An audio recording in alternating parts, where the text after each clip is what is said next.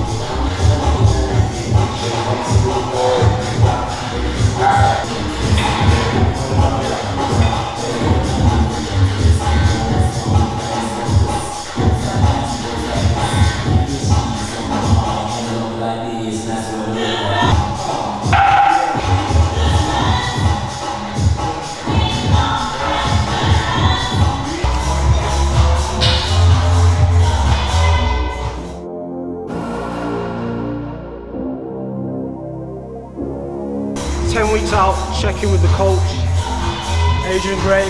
Get at him, Saxon gym, proposing, coaching. He's your guy, man. So that's this week's check-in done, and I'll catch you guys when I put my clothes back on.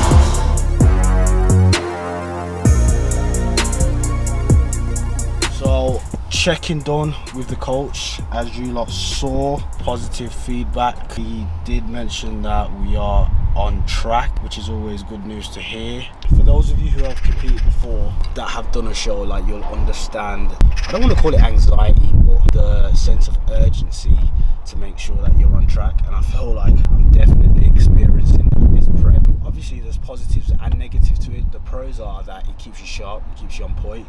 The negatives are you can kind of overthink the little tedious things, you know, like I am finding myself making sure that I'm counting everything to the gram when it comes to food, making sure every workout is basically, obviously not perfection, but near enough to like maximal effort, which is good, and just making sure everything's on point. So all in all, most of these things are positive. Obviously the negative things are you can kind of be overthinking it, which I find myself kind of doing this prep, if I'm being completely honest and open with you guys. I feel like I'm just using it to my advantage, just making sure that in my daily process and actions throughout this prep that I'm doing everything to 100% the best of my ability. Because, like, again, for those of you who have competed before, you'll understand what I'm saying. You could constantly be thinking about the future. Oh, am I going to be shredded in a week's time? I'm going to be shredded by the time I'm 5 weeks out, and this and that. And, like, you can kind of overplay that in your head.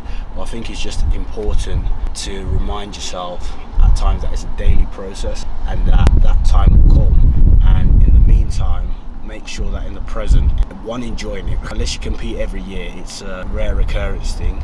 and secondly, produce 100% effort in what you do. I guess that's one of the benefits of having a coach as well, because you get a second pair of eyes, so they get to not only reassure you, they get to have an unbiased, unemotional, well, if your coach is that honest with you, unemotional feedback and comment to you. That's just a moment of vulnerability for me. For those of you who don't have any idea what it's like competing, or some of you who have competed and know what it's like being on contest prep. But yeah, overall check-in done. To also add, my coach is a posing coach as well, and a coach in general based at Saxon gym. So I'll put his information up on the screen. Check it out. UK's #1 posing coach. So yeah, pretty much speaks for itself. Plan of action for today is head straight to my local gym where I will be training legs today. I'll see you guys then, and we can resume the rest of this video.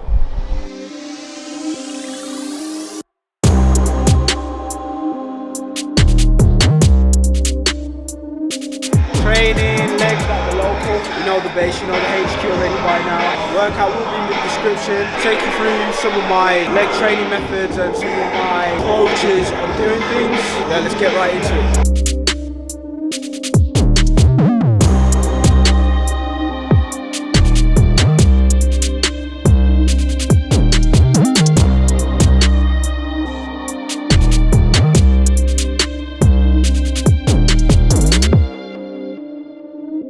Beginning off the leg workout with calves first. Black men, I'm sure you can sympathise with me. We're not blessed with the best calf genetics. Might be blessed in other areas. Other areas, I mean muscle-wise, fast twitch muscle fibers, etc. So don't get the wrong idea. We have a lot of high insertions, so for us to make our calves look big, we actually have to train them hard. Unlike people who are blessed with good calf genetics, meaning that their calf insertion is low, so they don't really have to do that much calf activation to get their muscles to pop. If you're struggling with calves out there, what's helped me is just literally going back to basics. When I mean back to basics, I literally mean doing full, proper range of motion sets. None of this swinging, fast reps, none of that. So the variations that I currently like at the minute when it comes to calves is the seated calf raise machine, as you seen I've done earlier. And instead of doing the standard standing calf raise machine, I slightly opted for a similar version, seated leg press variation. Apart from my upper body obviously being bent, I still kind of have the same mechanics as if I was doing a standing calf raise. What I just find is that I get a much better contraction, so that's why I opted for this other than the standing calf raise. Let's crack on with the rest of the workout.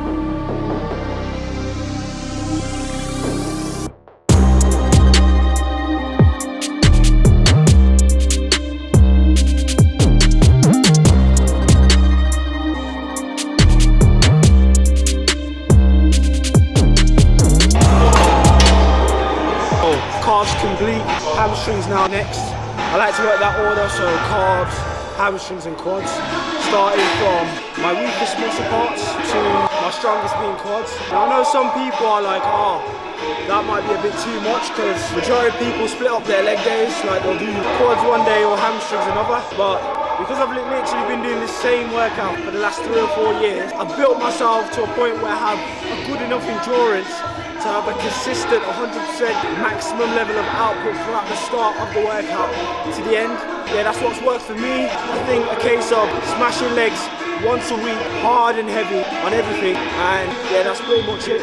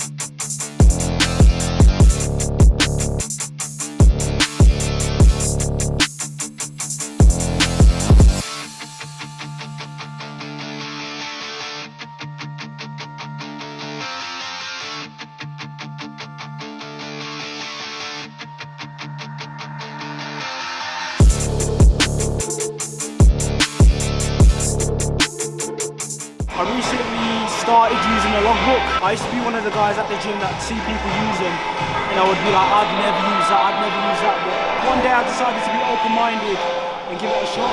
Not only does it motivate me to train in the gym, it also tracks my progress, especially in a prep phase right now where muscle retention is key. Not even chase numbers at this point, just trying to maintain a decent level of strength and see it on paper week in, week out. Really helps with the training motivation side of things. That I never used to be one of those people that used to train with logbooks. I used to come in, train instinctual. Since I've incorporated it, it's been highly beneficial. Now I'm not saying I'm going to use this forever, but right now and for the foreseeable, I'll just use it as a tool. Nothing more, nothing less.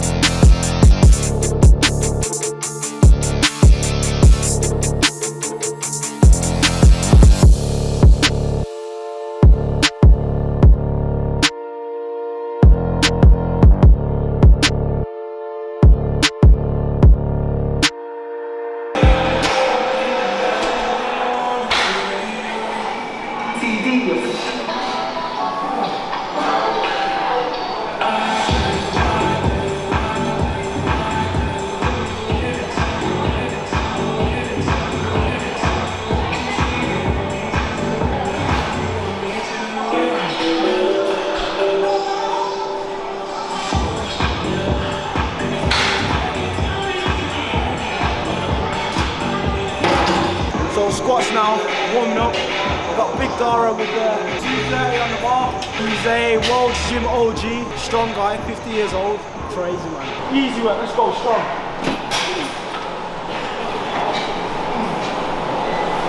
Light work, come on. Alright, there you go, strong. Come on. Oh.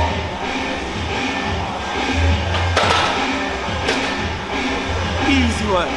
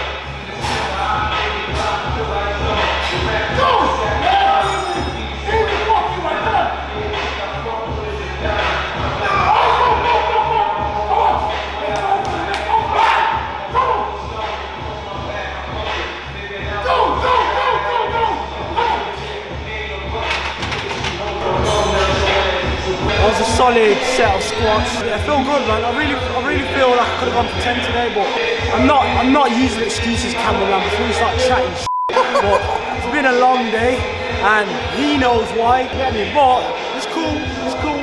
Next week we get 10. The intensity is the same, exactly as it's been on in the off season. Like I said, muscle retention is key, so I'm lifting the exact same as I normally would in the off season, but obviously within reason. I'm not doing anything that would put my body in the risk of injury or something like that. So as long as it's safe and within reason, finish these sets of squats, lunges to end off with, and then we're out of here.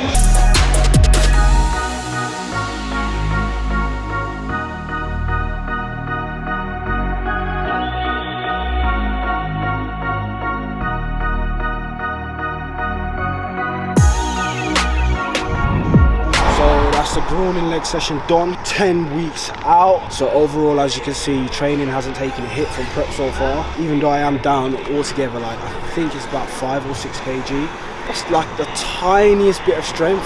Nothing crazy. As I said in the gym inside, I'm not doing anything dangerous. As long as it's safe and I can perform exercise at full range of motion, then I'm more than happy to just take it all the way until mechanical failure. Overall, I feel good, and yeah man, we're going to keep this series going. I've been appreciating a lot of the feedback from you guys. It's been real humbling and motivating as well, because it's like we have to deliver this season, which we will. And wrapping up this video, thank you guys for watching it till the end. Don't forget to like, comment, share, subscribe. I'll see you guys in the next episode.